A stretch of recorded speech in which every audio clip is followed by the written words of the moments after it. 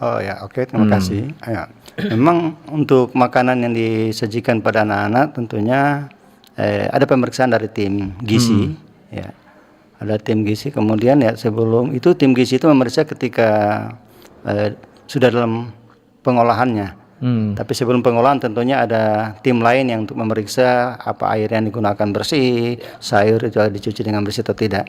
Tentunya ada tim-tim khusus. Dan kami yakin kami di sekolah sekedar menerima apa yang ada, itu makanan bergizi gratis itu, kami percaya bahwa ini sudah melalui proses pemeriksaan. Karena tentunya ketika ada hal-hal yang terjadi ya tanggung jawab dari penyedia itu. Oleh karena itu ya saya merasa yakin bahwa semua makanan menu yang disiapkan itu sudah steril dengan penyakit atau dengan kuman.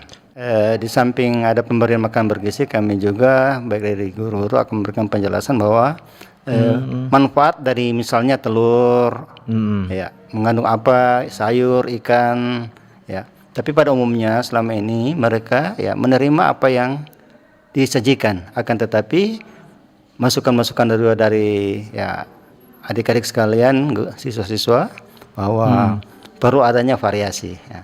Dan itu sudah dilaksanakan. Makanan bergizi ini dibawa ke sekolah 7:45 atau jam 9.